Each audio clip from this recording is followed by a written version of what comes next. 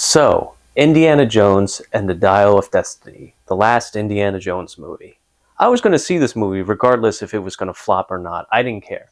I did not care. I had to see this movie because it's the last time Harrison Ford is ever going to be Indiana Jones. So I had to see it in theaters, in real time. Raiders of the Lost Ark was a huge reason why I wanted to do YouTube videos. I mean, it's already been 14 years since the first upload of my Secrets of the Scene Raiders of the Lost Ark video. I still have it up. It was like one of my earliest hits. That movie really inspired me to like critique film and do video essays. I really wanted to do a series on that. And then of course, YouTube started to get stricter with their copyright laws, and then they kind of lifted it a bit. So I was finally able to make the whole series on Raiders of the Lost Ark. I felt like I have to watch it in theaters. I have to make a video about it before it's too late, because I've noticed there's a lot of hate going around for this movie, specifically on YouTube, because there are certain people, you know who I'm talking about, like 3-hour long videos with titles like "The worst thing to happen to Western civilization," fucking shit like that. You know who I'm talking about. Calm the fuck down. Shut the fuck up, okay? I think nowadays we don't really know how to critique movies anymore. It's always just like pissing and shitting on things. We're just like constantly pissing, constantly shitting. It's always like, it's either absolutely good or absolutely bad. There's no gray area of like, well, this part wasn't that good, but this part was. And, I could see it myself watching it again. It always has to be this extreme, like, and like people are putting in topics that have nothing to do with it in here.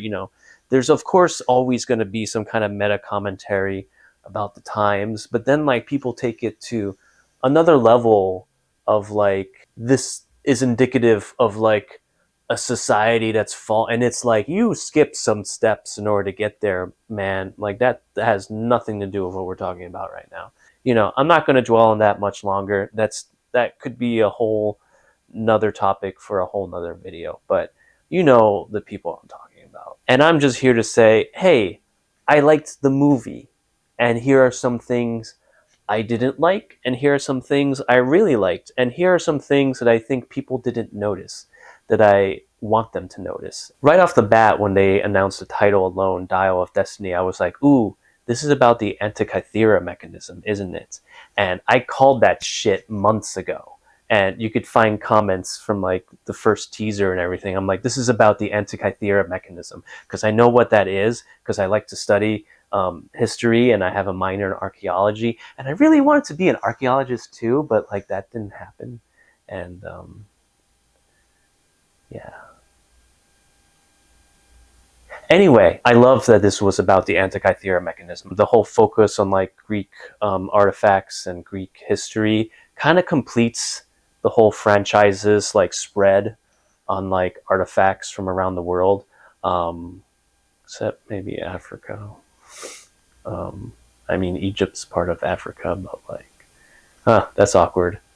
Yeah, they forgot Africa. That belongs in a museum. It was at this moment that he realized how colonialist that sounded. Well, that could have been a very controversial movie if they tried to do something like that, but because, Temple of Doom was already kind of controversial. But anyway, I'm completely digressing. The real Antikythera mechanism is suspected to be like the oldest analog computer. We think it's used to calculate the stars. Don't know exactly how or who really made it. We suspect it had something to do with Archimedes or Archimedes' school. So everything in the movie is like, pretty much on point with some kind of fantastical explanation for what it is and who made it. It's funny though, the mechanism in the movie is totally different from how it looks in real life. In real life, we just have this rusty thing. It's just the thing. It's just like a rusty ass thing. And in the movie, meanwhile, it's like this shiny, clock looking thing. And that's not how it looks like. But it'd be cool if that's what it looks like. So right off the bat, the first thing that annoyed me, like, movie didn't even start, is the fact that the Paramount Pictures logo doesn't crossfade into the background. That's been a staple of all the other Indiana Jones movies. Raiders and Last Crusade had it be a mountain, an actual mountain in the background. Temple of Doom had like a mountain that was on the gong thing, so it was like a picture of a mountain. Kingdom of the Crystal Skull had the CGI groundhog hill mound thing. That was a thing. And so I was curious. I was like, "Ooh, I wonder what they're gonna do for this one," and it didn't happen. And I'm like, why? Why didn't you do that? Why didn't you?" I'm already like a second into it, and I'm like, we started off on the wrong foot, but I'm still watching because it's Indiana Jones. But that's really annoying. It's gonna annoy me for a long time. Actually, I would say the major things that I did not like about this movie are in the first 20 minutes or so. I thought that scene dragged and it heavily relied on action that was like, I know this isn't real, like it's still kind of cool, but like I was just sitting there like it felt like I was watching like a video game cutscene. You know what I mean? There was too much. It was like he's about to be hung, but then like he doesn't because a giant bomb comes, and then there's the motorcycle chase. And again, it wasn't bad CGI per se. It was just very Fast and Furious-y, if you know what I mean. Like it wasn't not cool because, for example, Kingdom of the Crystal Skull. I know that people sometimes say now that like maybe we were too hard on it or something, but there was stuff in that movie that was dumb then, and it's still dumb now, and it will forever be dumb. Like the whole mutt balancing on two jeeps and like fencing, and then he's like Tarzaning his way through the jungle, and it like he lands exactly like what the that's fucking stupid. Like I don't care how many years pass, I will always think that's stupid. And they were really milking the whole deep fake young Harrison Ford, which looked really good in most parts, but then there were other parts that took me out of it because when they put too much light on it, then it's like, I know that's not a real face. Especially this one scene where Indy is going through a train car and like he's looking back to make sure if the Nazis are right behind him or not. The movement of his body didn't match well with the movement of his face. So like his face looked kind of stilted, and I was like, this is taking me out of it. Like this is too long. Like this, come on, wrap this shit up. Like this is, the more I'm aware of the fact that this is not a real young Harrison Ford, the less inclined I am to like pay attention to it. There were scenes where like, there's a directional light in his face and then shadows all around. Like those scenes looked really good with like the deep faking and stuff. And also the other scenes where there's more shadows around his face. But like I said, when it's like, light full frontal on him and it's trying to be like he's a regular person, it's like, I know that's not a real face. Because like I was even questioning like, wait, are these other Nazis that are being thrown off the train or whatever, are those real people? No, those are they? I don't know. It looks kind of weird. Like I wasn't fully thinking about what was happening. I was more derailing my thoughts into like, I don't know, this is kind of a lot. I think they should have shortened that sequence and gotten more to the point. I think maybe they could have had Basil be caught earlier and actually be the one to be caught instead of Indiana Jones, and Indiana Jones saves him on the train. Like they're about to execute Basil, but then they hear shooting or something, and then they turn around and it's like, Indiana Jones.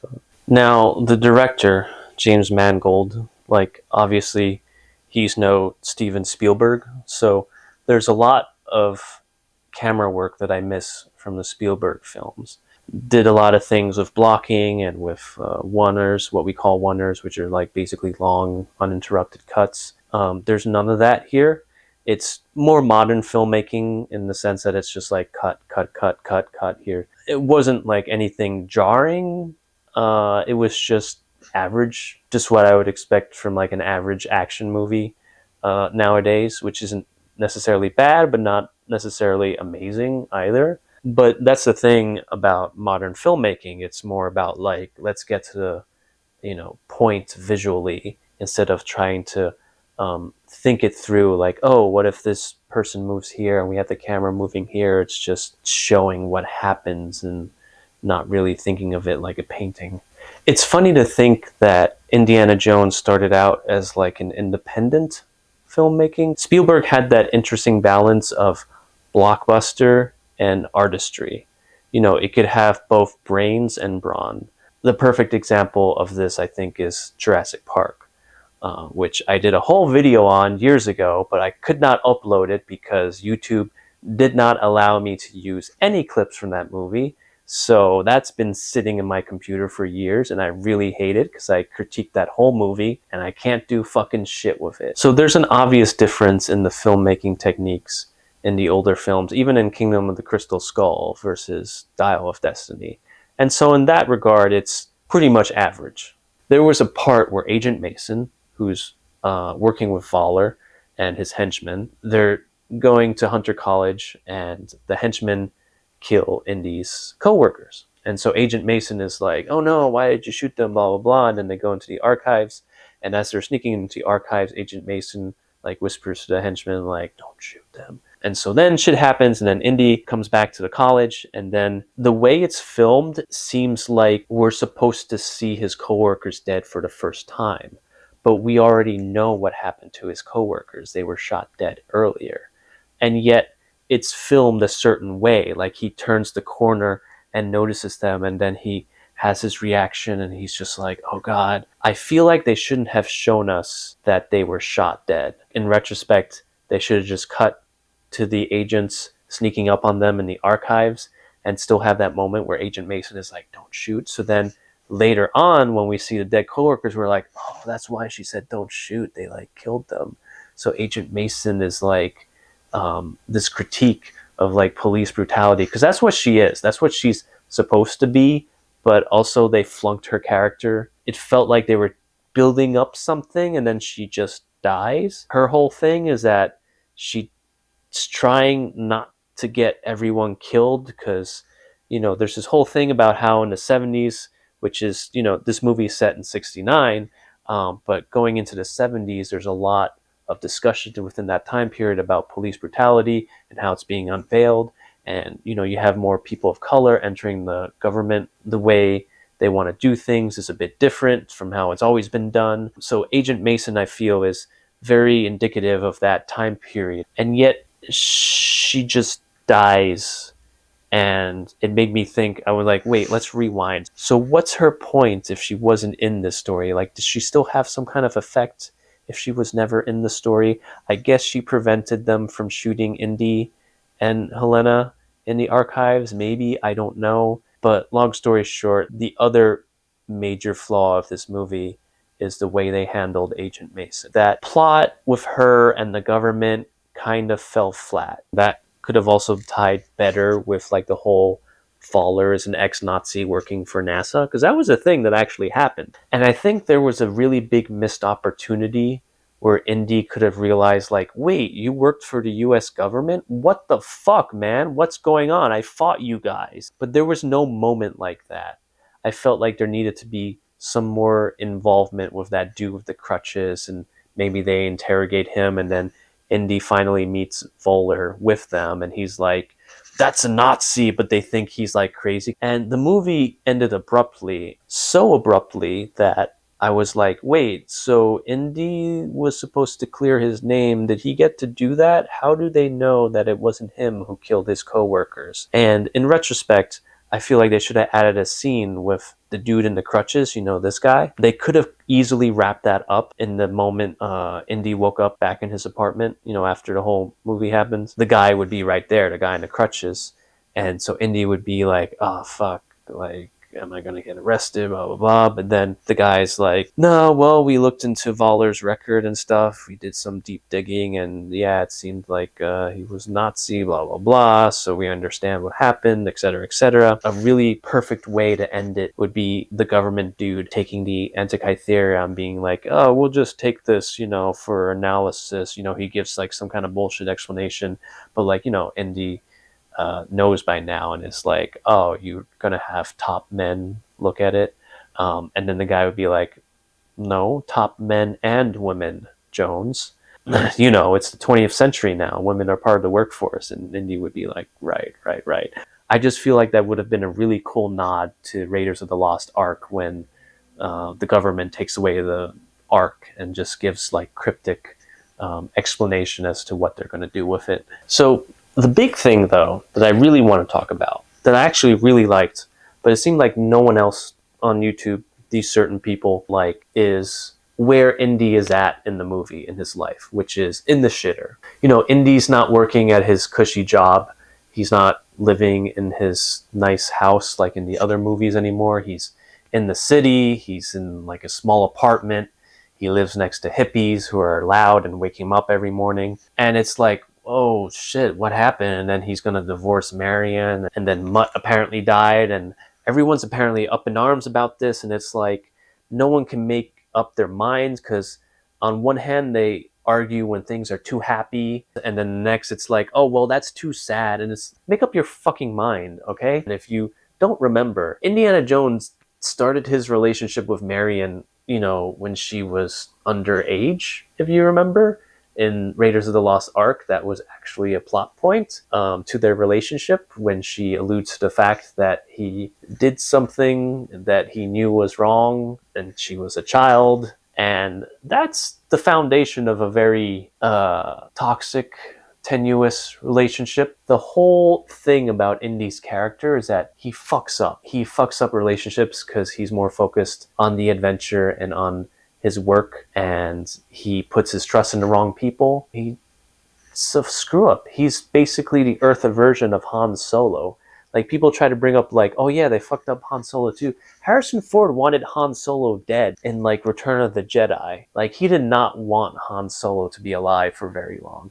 But George Lucas was like, oh no, we gotta have a happy ending, blah blah blah. But like, Han Solo and Indiana Jones are strikingly similar in that they're both scoundrels in their own ways, and they have their urges in like exploring and like doing their own thing. Obviously it wasn't going to work well with Leia, just like it wasn't going to work well with Marion. You know how toxic relationships are. They just go on and off. Like, they're going to marry, then they're not going to marry, and then they did marry, and then now they're going to divorce because Indy didn't know how to handle Marion's grief. And like, that just seems like a real thing that happens to people, because it happens all the time. People take issue with Indy being a grumpy old man. For some reason, they think it's inconsistent with his character, when on the contrary, it's been building up this whole time. There were hints of it when he was arguing with his dad in Last Crusade. There were even more hints of it in Kingdom of the Crystal Skull, when he and Mutt are on the motorcycle and Mutt is like laughing at, like, you know, the guys that he fucked over. But Indy looks at him and gives him like an unapproving expression, which mirrors what his dad did to him in Last Crusade. So it's like, he's going to be a grumpy old man. There's no other way about it. I felt like I appreciated it a lot more because I marathoned the series before watching Dial of Destiny. When Indy is going downstairs and knocks on the hippie's door and everything, and it's like, turn that down, and like the hippies are like, whoa, whatever, man, like, it's the space day, like the astronauts are coming, man, and blah blah blah, and they just don't listen to him. It made me think about the fact that like, they don't know like what Indy has gone through. Like, they don't know that he like was a war hero. That happens in real life. You don't know what old people have gone through. You're just like, okay, boomer. And it made me think about this guy who used to live in our apartment complex, just a few apartments down. It was this older black gentleman, and he couldn't walk without a cane. And my wife and I got to know him. His name was Mr. Patterson, and we would offer to help him with his groceries and stuff and going inside his apartment. And most of the time he, you know, he's like, no, I'm fine, I can get by. But, you know, he casually mentioned how he was a Vietnam veteran. And there was one day years ago before we moved here where he fell in the parking lot. Just right out there in the open. He was calling out for help because he couldn't get up, and like, no one came. He was just there for like a couple hours, just like crying out loud for help, and like, no one did anything. And then, you know, he was finally able to get himself back up. People would take his handicap spot, and then he died one day. My wife and I noticed one night the police and the ambulance coming by, and he didn't have many visitors. He only had like, I think, a daughter or a granddaughter, and we saw them carry out the body. It felt very impersonal how they took care of his stuff, and it was very sad seeing this deconstruction of like a person's entire life. Like, these people in like white suits came in and just like took out all the furniture, threw it in like a truck, took everything out, like unclaimed stuff. Like, I don't think anyone was able to claim anything. I don't know. Yeah, it sucks. That happens to war veterans all the time. And that's exactly what I was thinking about when I saw Indy knock on the hippies' door and just ask them to like turn down the music for what was probably the 100th time. Because if there's one American tradition, it's not caring about veterans. It doesn't matter how many things you do for people, they just will forget or not care, especially the government. Remember that one. So I don't think it's out of the question at all that Indy ended up like this. The whole movie is about history and regrets, and like he regretted so much that he did throughout his life. We all wanted to be Indy when we grew up, but we kind of glossed over all the stuff that he did in between the lines that was kind of fucked up. Like, especially the whatever he did with Marion when she was younger, you know. The thing I love about this movie is that you get a feel for how the world has changed around him. In the other movies, all his students were attentive, and it was a totally different time period. You know, a lot of them found him attractive. Now he's older, he's not as attractive. But not only that, people care more about the space age and the space race than history. And I thought that was a really wonderful evolution of this series as a whole. Like, it could be a metaphor for like the series itself, because I don't think this movie flops because of what it was like. I think it's simply because not a lot of people care about Indiana Jones nowadays. I have Zoomer coworkers who like never watched an Indiana Jones movie and have no interest in an Indiana Jones movie. You know, Indiana Jones was very particular to Gen Xers and early millennials like myself. And so the scene where Indy is teaching, I was like, oh, I love this so much, because it's like you can see the contrast and how time has changed around him, but like he himself is stuck in the past. Has been his passion, and now he's reached a point where people don't care about history anymore. And I really felt that when he got pushed aside for them to listen to the broadcast of like the astronauts returning, and he's just like, okay, yeah, whatever. I'll say this though, people who hate on Helena don't seem to grasp the concept of a character shouldn't be judged by your first impression, but rather if they changed at the end, which is what she did. Like, yeah, she was arrogant and kind of annoying. What other rogue character isn't? I just found that a really weird complaint. Honestly, when I saw Helena, I was like, this is kind of an extension of Phoebe Waller-Bridge's character Fleabag. There was even a moment in the archives where Helena is like alone for a couple seconds in the hallway, and she like looks back behind her, and I'm like, I got Fleabag vibes. I wonder if that was an intentional reference where you thought she was going to talk to the camera and like, you know, break the fourth wall or something like that. So just like how when I first saw Force Awakens, I saw Adam Driver and I just kept thinking of girls, I felt the same way about Helena and Fleabag. But like, her character is literally just Fleabag, but like adventure mode Fleabag. And like, there's nothing wrong with that, because it's like, it makes for an interesting character. She's like, you know, snarky and annoying and full of herself. There are moments where that contrasts with Indy, especially after Antonio Banderas dies, and Indy's like, my friend just died, stop like laughing about how we barely escaped. And then of course at the end of the movie, Helena learns to actually care for someone and like to also respect history and, you know, the artifacts, when all she used to care about was getting money from artifacts. I also think that people conveniently forgot how much we hated Mutt and Shia LaBeouf playing Mutt, and Shia LaBeouf possibly being an heir to Indiana Jones. I was there for that. We all hated that. We were cringing at the final moments of Kingdom of the Crystal Skull when Shia was about to, you know, pick up his hat, and then Harrison Ford takes it away from him, and we're like, we don't want Shia LaBeouf to be Indiana Jones, do we? We didn't want it then. We still as hell don't want it now, especially after Shia got even weirder than before. Like, do you really want this? Do it! To be Indiana Jones? No, you don't fucking want that.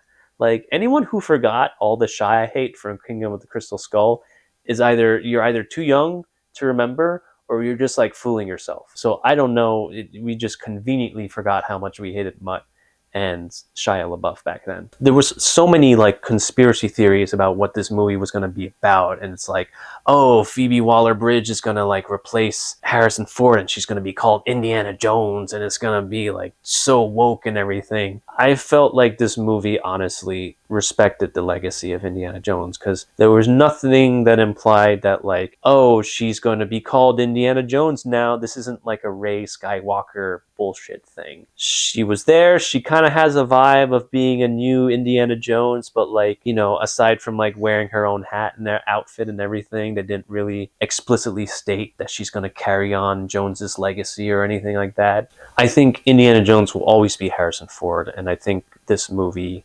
stated that. The shining moment in this movie, like the moment that I was really like literally at the edge of my seat, is the third act when they're about to go through the portal in time, and you know, Indy brings up the whole point about continental drift. I love the part when Indy was like, you know, laughing hysterically, like, you got everything wrong, like Waller's getting nervous. At that moment I'm like, ooh, where are they going to go? I was genuinely curious as to where they were going to go. Are they going to go to like dinosaurs? Is there going to be a reference to like Jurassic Park or something? Is Waller going to get eaten by a dinosaur? Like the anticipation when they're on the plane, wondering where they're going to end up. Even John Williams's music at that moment, I started to notice like really stood out. Like the dun dun dun dun dun dun. Like it had kind of like a Jaws vibe to it. And then like when they even were mistaken thinking they see the coast from far away and they're like, oh yeah, we made it. And then you see this shit happening and you're like, oh shit, I know where you are. You're in the actual battle of shit. Like I love it. This is where like all the themes kind of intertwine. I thought the actual climax itself was amazing, to be honest, because if you think about it, the Lost Ark and all the other artifacts, like they did something weird, right? And the closest that Indy was ever to history was the knight in The Last Crusade. But this time, Indy is in history. He's literally in there. And I feel like that is like the culmination of everything. Like this has been his life's pursuit, and he finally gets to live through history. I especially love the part how they reference his lesson from earlier where they were using the cranes. He was like, yeah, they said they used this, but we're not sure. And he's like looking out the window, looking at it actually happen. And it made me think of Jurassic Park when Grant is like looking at the dinosaurs and he's like, they're moving in herds. They do move in herds. Like, you know, Indy didn't say anything, but I was just thinking that that's what he was imagining in his head. Like, and even though Waller's demise wasn't as grotesque as all the other ones, you know, it was just a plane crash. And like we see his like scarred face and everything at the end. There's still something very poetic about the way he dies once you think about it, because the Third Reich, in essence, died with the First Reich. The Holy Roman Empire was seen as the First Reich, which was in turn inspired by the original Roman Empire. And so the Roman Empire is literally where we get more modern concepts of fascism. Like yeah, like other rulers before, I guess you could say, had fascist tendencies or whatever, but like literally the word fascism stems from like Latin etymology and like the attitudes that, you know, the Caesars and the emperors had during Roman rules. And, you know, the Romans, they didn't have a nice way of handling, you know, ethnic people. And they were the ideal, like, Aryan race to, like, the Nazis. So the fact that Waller died in that time period, I think, is very fitting. And it's also so fitting that the final threat was a Roman centurion. Because it's like, that's the inspiration for the Nazis. Like, that's like kind of the Nazi god. Like, that's what they revered spiritually. I was watching, I'm like, I love this. I fucking love this. I love that they just went with it. They just broke the barrier. They did something kind of crazy. I just thought it fit really well. I even felt like emotional towards the end. You know, here we have Indy who feels like he has no reason to live anymore. And now that he thinks he's has to be stuck in the past, the whole scene isn't very long. Like, he's like, this is amazing. And if you remember in the trailer when he says, I've been looking for this all my life. But the trailer seemed to suggest that he was talking about the Antikythera mechanism, the Dial of Destiny. But when you actually see the movie, he's not referring to that. He's referring to history itself. For his entire life, he wished he could have some kind of connection with history. And now he has it finally. A physical thing that he can see and touch and feel. He sees himself as basically being a dinosaur in the current age. Since he fucked up his life, he's like, you know, kid, I'm just gonna stay here. I'm gonna die anyway. Just let me be. And like, there was a moment when I'm like, fuck, are they gonna do it? Are they gonna do this? Is he gonna die? Because like, there were some theories that I was running around in my head, like, what if he ends up in a museum? That would kind of be darkly humorous. I don't know if they would go with that. But then, of course, he doesn't stay in the past, and he goes back to the present. The way they ended with Marion, even though it was very abrupt, I get teary eyed when I think about that. I saw it twice. I saw it one time with my mom, and even though I had already seen it, I was still like, oh, they're quoting Raiders, and it's so cute. And like, she says the line, and it's reversed, and like, then they kiss. And like, my mom was, after the credits started rolling, my mom was like asking me like, oh, so did George like she was asking me some question, and I'm just like, yeah, yeah, yeah. I no, he didn't write it. It was someone else who wrote it. Like, I was like trying really hard not to cry, because it's like, I grew up with these characters, man, and like, I just thought the way they ended it was great. Wasn't perfect, because I was also, the first time I saw it, I was expecting some kind of like build up. Like, I felt like I was blue balled into like the final shot, because music wise, we're used to like hearing the Indiana Jones theme, the Raiders March, kind of build up, like, but like, they didn't do that. Like, you see Helena leaving the apartment, and then it just kind of pans up, and you see Marion taking the hat, and then it does like this spotlight thing on the hat, and it's like da da, and I was like, oh, okay. I felt like I was literally blue balled into a final climax. I don't know how I felt about it, because it's like, on one hand, I get why they didn't build it up like normally, because this is Indiana Jones's last adventure. He isn't gonna go on any more adventures. He's just home for the rest of his life now. Another idea, which would kind of rewrite the movie, is that maybe they should have had like kind of an ensemble of previous characters. Like Short Round, people were talking about Short Round for a long time, and a lot of people wish he was in the movie, especially since the actor has had a resurgence with Everything Everywhere All at Once. They could have thrown in Willie Scott too. I mean, she's a performer. She could be in New York City. That could be thrown in too. It would have been nice if the way they had done the whole Indy feeling like he's not worth anything for anybody is have the other characters from his life come in and be like, yeah, we still love you, man. Like, especially Short Round. But again, I'm not going to sit here and rewrite the whole movie. That could be complicated. But if in some ideal situation, if that were possible, the way I would imagine the ending is that, Helena leaves the apartment, you hear the Indiana Jones theme start, dun, dun, dun, dun, dun, dun, dun, and you just see all the characters parting ways. Like, you see Sala, you see Helena, and like the kid, I forgot what the kid's name is, like they're on a motorcycle or whatever, and then you see like, Short Round and like Willie or whatever, and like, the credits start rolling, but like, you just see the characters just, they themselves are going off into the sunset. And then as the music starts to reach its climax, like, that's when you pan up and see the hat, and then the music ends when Marion takes the hat back into the apartment. I think that would be pretty much amazing, personally, if they did that. But again, inserting all those characters, I don't know how they would be able to do it, but I mean, that would have been cool. And in that regard, I was a little worried about the music, because this is John Williams' last work. I've noticed that as he's gotten older, his music feels like you could feel how tired he is in his music, especially in the Star Wars movies. But I could argue that like a good story makes a good score, and a bad movie makes a bad score. It's not that John Williams is bad at what he does. It's that he doesn't have much of a story to work off of. But even so, there have been instances in other movies where it's like not as strong as what it used to be. There were still memorable tracks in Dial of Destiny, especially like I said, towards the third act. The beginning, though, was a lot of rehashing of old motifs and cues, to the point where I was like, oh, John, I'm worried here, man. Are you just gonna like redo a lot of music that doesn't make sense? Because there were some cues that were specific for certain movies, and then they were just all thrown into that first opening sequence, which I felt like was maybe intentional because it's like this is the last Indiana Jones movie. Let's just reference everything.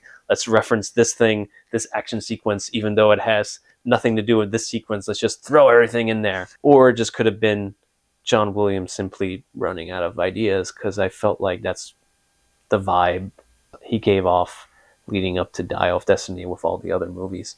And so I was kind of disappointed by the end credits because the credits always felt to me like you're sitting down at a concert and you hear the Indiana Jones theme and then you hear all the other themes that John Williams composed for the movie, like whether it's the love theme or like, another theme like Short Round's theme or like the bad guy theme, blah, blah, blah, blah. And then like towards the end, it goes back to the Indiana Jones theme. And then once the credits end, it's like dun dun dun dun. That didn't happen. I don't even remember how the end credits ended, like musically. Like it just kind of stopped. Like they were playing music, and then it just tapers off, and it's like, oh, like it took me a second to be like, wait, they didn't end with the Raiders March at the end of the credits. What the fuck? Like that's another number one thing that all the other indie movies did. Whatever. But the soundtrack itself, like the score, does it a little differently, where it ends, with the Raiders March, and so at least there's that. But even when you listen to it, it has a different tempo than all the others. It sounds a little more tired. Like it sound again. It's you could feel John Williams's age in the music because it's like, okay, da da da da da da da, and you know, it is what it is. It's the Raiders March. It's cool. Yeah, that's about it that I wanted to cover. I've reshot this video like 1,000 times because my cat kept interrupting me. Like the amount of trashing of Bailey. Bailey, come here. Come here. Okay. Okay. What was I saying? Yeah, millennials like me. Other than that, like I have Zoomer friends who have never seen Indiana Jones movies, and I have Zoomer friends. Other than that, I have Zoomer friends. The only other Bailey, fucking hell, to stop. And there were other instances in which this new mic I'm using wasn't actually recording my voice.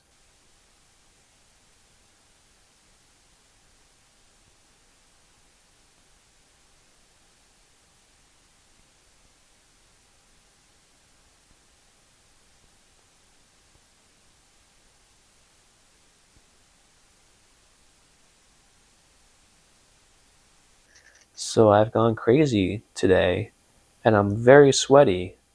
I'm so sweaty because I've been sitting here under this light. I never know how to end videos, so fuck off.